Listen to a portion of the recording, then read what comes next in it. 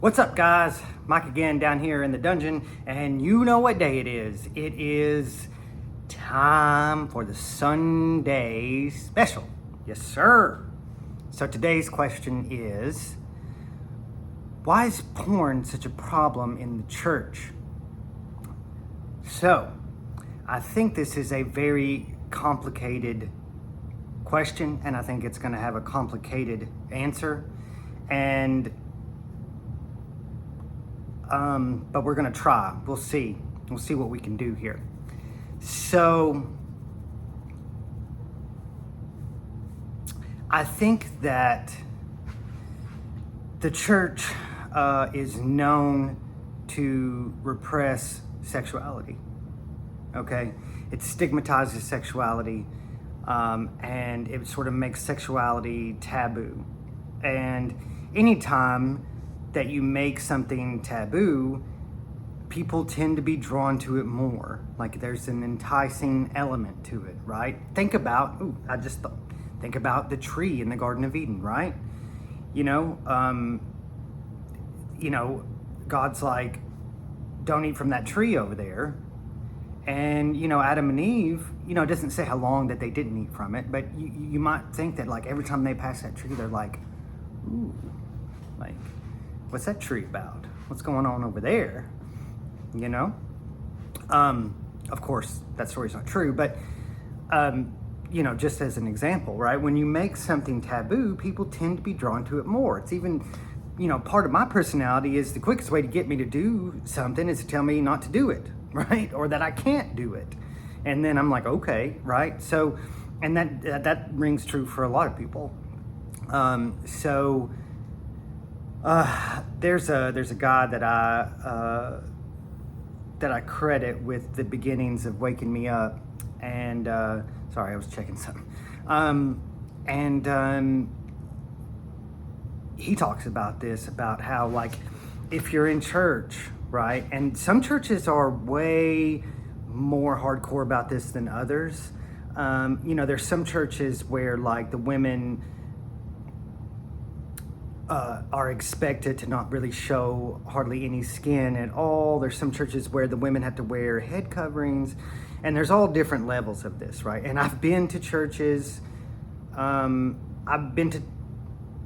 rephrase that. I have been to church before and seen women wearing things, and I myself have thought, that's probably inappropriate, right? Which I hate that fucking word, dude. I hate the fucking word inappropriate, because who made you God to set the fucking rules on what's appropriate and what isn't? But I've seen it, right? We've all seen it, and I'm not here to make some sort of case for like hypersexuality, okay? But what I'm trying to get you to understand is the more you suppress something, the more people will be kind of drawn to it. If not like actually to it in action, then they'll be drawn to it more even visually and physically or mentally, that kind of a thing. And so basically what this guy was trying to say is that these churches that really harp on this, modesty, they're so focused on modesty that all of their people are constantly scanning the environment for things that are immodest. Do you see the problem there? Do you see the problem there? These people are more focused on ass and titties than maybe anything else, right? So by pushing this narrative of modesty, you've got everybody hyper-focused on ass and titties, right? Like that probably wasn't your intent. And what about priests? Right, the priests like in the Catholic Church and maybe some others, I don't know, but they sort of take these vows of celibacy and these kind of things, and then it comes out years later that they're abusing little boys, right, or girls. But I think most of them were abusing boys because they had more access to the boys. Right, they're repressing the sexuality, and sexuality is not something that's meant to be suppressed, okay? Like the more you push on something, I think it's like an old Chinese proverb or Hindu or something. It's like the more you resist something, the more it persists. Okay, this is also true like in jiu-jitsu. One of the things about jiu-jitsu is like typically like if you're pushing on somebody, like if I'm pushing you, what's your initial reaction? Is to push back, right? So in jiu-jitsu, they try to get you in these push-pull. One of the things that you might add to your game eventually is this sort of push-pull narrative. Like maybe you push somebody, and then as they go to push back into you, then you pull them, right? So you know what I mean? So, but basically what you push against tends to push back. So the more you suppress sexuality, the more it pushes back, okay? Now, I'm not trying to tell you to go out and sleep with a bunch of people, and I'm not trying to tell you to be sexually promiscuous or whatever. That's not the point of this video, okay? We'll get into that actually here in a minute. But the more you push against something, the more you make something taboo, the more you stuff it in the closet and say, whatever, then the more it sort of persists, right? My grandmother used to do this, oh granny. Anytime we would watch MTV, this was probably like in the mid 90s, I'm trying to think. Yeah, probably mid to late 90s. Anytime she'd catch us watching MTV, she'd say, turn that off, that's the devil.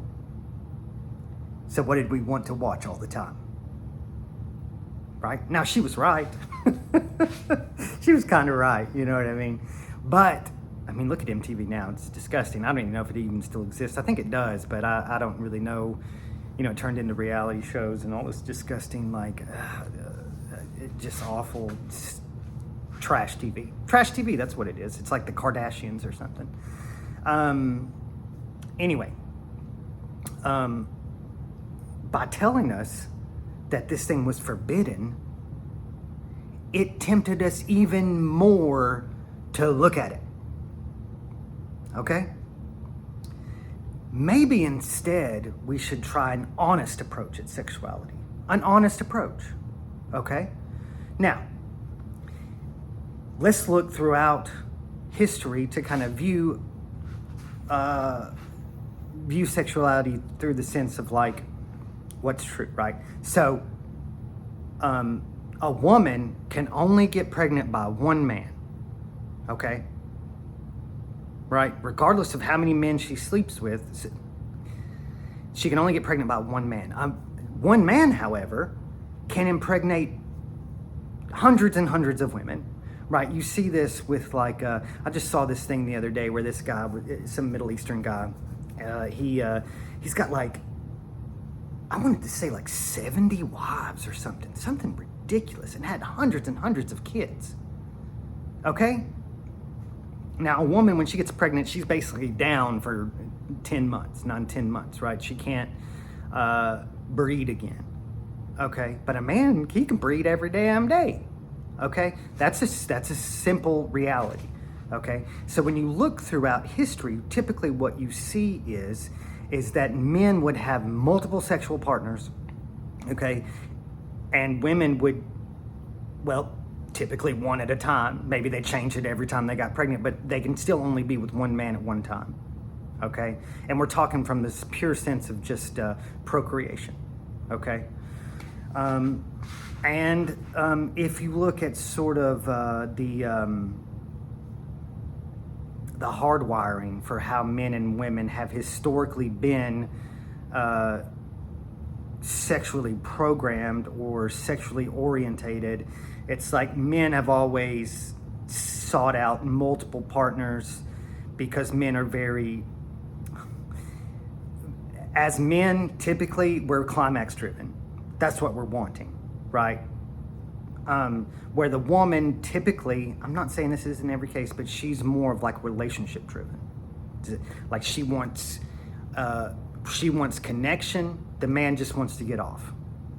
Okay. So in order to form a connection, then that usually is like one partner at a time. Okay. Like it would be difficult to form multiple connections with multiple different people at once. Okay, this is almost in the sense of like polyamory. Doesn't really make any sense. It's just sleeping around. That's what it is, okay? Now, we have this false notion of what marriage is. Now, that's the truth. That's the truth about sexuality, but we have a false notion of what marriage is, okay? Most people think that marriage is like, it's like a partnership, right? And that's not wrong. That's not wrong. But it essentially, at its core, what marriage is sacrifice. That's what it is. Marriage is sacrifice. So, and it's sacrifice in a lot of different ways. Suddenly now, if I'm in a marriage, now I am sacrificing everything else that I would want to do with my life. Now I have another person in my life that I have to consider. That's a sacrifice. Okay, it's a self-sacrifice in a way. And then if we have kids, that becomes even more of a sacrifice. Do you understand? So, and it's the same for the wife, right? The wife has to sacrifice. We're sacrificing very, very similar things. And also, what am I sacrificing? I'm sacrificing my sexual proclivities to sleep with other women. It's a sacrifice. It's a sacrifice. If you're not ready to make that sacrifice, then don't get married. Period. Now, a lot of people are going, and I'm talking to you men now, a lot of people push people to get married too soon. Okay, they'll push you to get married too soon. As a man, I don't believe as a man that you should be getting married until you got your shit together, period. Because if you don't have your shit together, then you're going to hurt people. You're gonna hurt the woman more than you're gonna hurt her anyway. You're gonna hurt the woman, okay? You're gonna potentially hurt your children and damage them. And I'm not talking about, oh, I hurt somebody and they recovered. No. I'm talking about permanently damaged people, okay? If you get married and you don't have your fucking shit together, okay, and you're not willing to make those fucking sacrifices, you will damage people. You will damage them, okay? One of the ways that you can damage people is through sexuality, okay? It is, okay? And I know this firsthand, man. So if, say for example, if a husband cheats on a wife or a wife cheats on the husband, what's the first thing that other person thinks? Well, they cheated on me because there's something wrong with me, okay? There's something wrong with me. I'm not attractive enough. I'm not good enough in bed, or, you know, my dick isn't big enough, whatever it is, right?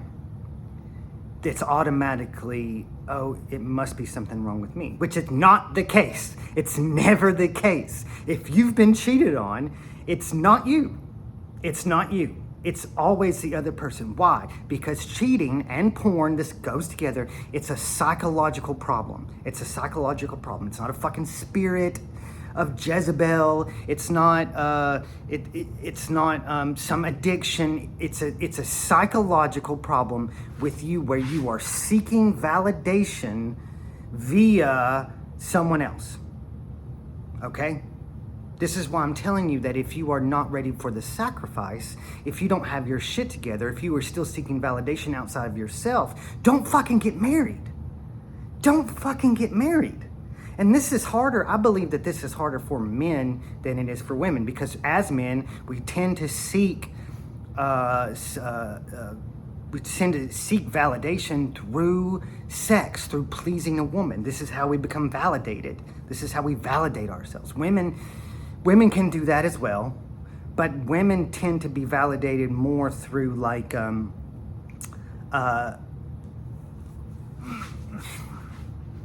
don't know. Probably how people treat them, okay? What their status level is. And I don't mean status necessarily in society, but the way that women, here's the thing, women hate women. My dog's barking for some reason. Women hate women, okay? For the majority speaking, Okay, you ask a woman, most women would rather hang out with men than women. Why? Because women hate women. Women are constantly comparing themselves to other women, constantly. If a woman shows up to, say, a wedding and she's got on the same dress as another woman, oh, that's like the end of the fucking world, dude. Women hate other women. They hate on them. Okay? It's just part of their nature, okay? Men don't typically do that. Men don't typically give enough fucks about other men to really hate on them. We compare in other ways. We try to compare to other men by like, well, one is the trophy wife, maybe our car, or how good we are in some sport or something. It's a different thing. Women compare themselves to other women all the time. Men do it too, but I'm just saying we do it in different ways. So where does porn come into all this, Michael? What the fuck are you talking about? Okay, so porn at its essence, if you are, okay, so let's just break it down. If you are single, okay, you could have a porn addiction and be single, absolutely. I think we might be able to make a case for why porn addiction in a marriage is worse. But here's the truth about porn. It's a psychological problem, but you have to understand that, like, the people in those videos, the people that are making these videos, a lot of times these are also victims, and these people are traumatized. Why would somebody want to sleep with 1,000 men in one day? That person needs help. That person needs help. They need psychological help. And so why would somebody want to be a porn star? Okay, these people need psychological help. Okay, so if I'm taking advantage of this person's misfortune, then that makes me a predator.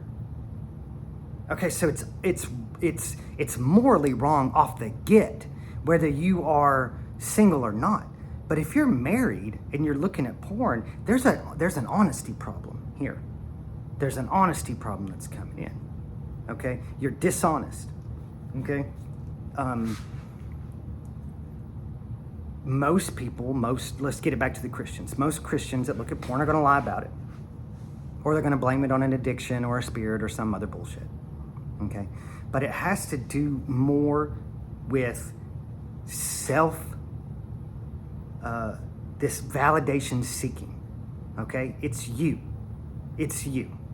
Okay, and look, it's a rampant problem, man. This problem is bigger than the drug problem.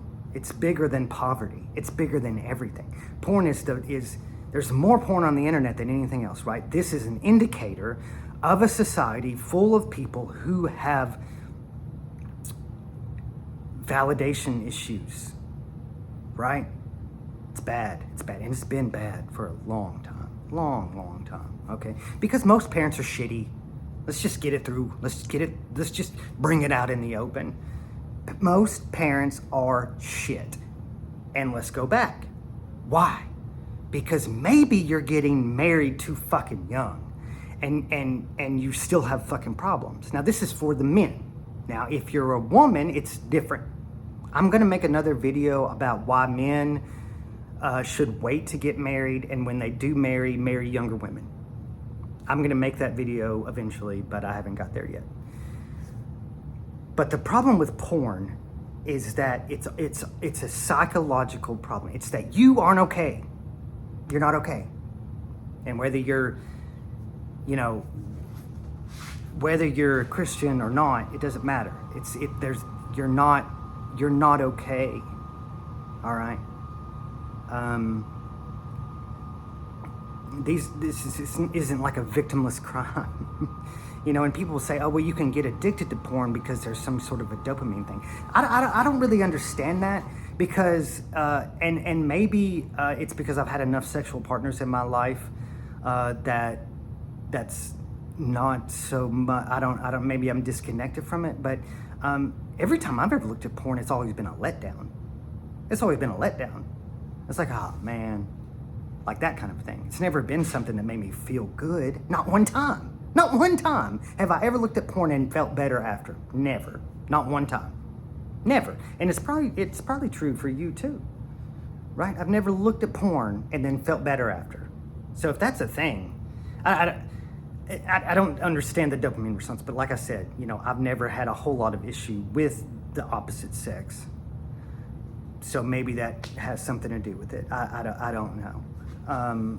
But look, there is a porn problem in the church. And I could probably go on and talk forever and ever on this, but it's a lot of it has to do with immaturity, has to do with guys not being able to relate to women, people being ashamed of sexuality, people being, sexuality or porn being taboo, things like that. It's not that you should be overly exposed to these things. You should just learn the truth, okay? Just learn the truth about these things. Okay? It's completely okay for you to be attracted to whoever the fuck you're attracted to. Okay? It is, right? And you can be honest about that. But at the same time, it's like you should be able to understand that if you have an issue, that it's probably in here. It's in here. And this needs to get realigned. It's an issue of like I have a problem with me, or you have a problem with you, and you need to get to a place where you don't have problems with you. Okay? And then maybe you can kind of fix that. Okay? And I'll just say this and shut up. I do understand in today's climate how I'm so glad that I'm married to a fantastic woman, because I could not imagine being single right now. It's disgusting. The things that I see disgust me. They disgust me. And it's like, dude, I'm glad I'm not out there with them. I'm glad I'm not out there swimming in that fucking cesspool. You know what I mean? Whew. Anyway, if you have a porn problem, get your shit together, and don't pass this shit on your kids by tabooing everything. Look, everybody has, if you're a man, you've got a dick. Everybody has one. If you're a woman, you have ass and titties and a vagina, whatever. Like, it's not something to be ashamed of. It isn't. Okay? Now, we don't want to see it. Okay? Save that shit for the people that want to see it. I don't want to see it. Cover it up. But it isn't something that should be repressed. It's just something that should be told the truth about. And maybe that's the way that we can bring up children. If we tell them the truth about sexuality and the truth about themselves and their physical bodies and their physical sexuality, and how if a mother is nursing her baby at the restaurant, it's not fucking gross. It's just a fucking titty. It's just a titty. Like you've never seen one. Like, then, man, there are some creeps out there, don't they? But they've all got problems. They got problems. Anyway, it's always a you problem. Everything is a you problem. Everything is up here. It's not a spirit. It's not the devil. Okay, it's a you problem. If there's something wrong in your programming, probably from when you were a kid or as you were growing up, when you hit puberty and everything becomes weird. It's a you problem. So then you got to solve it. Okay. Anyway, that's it.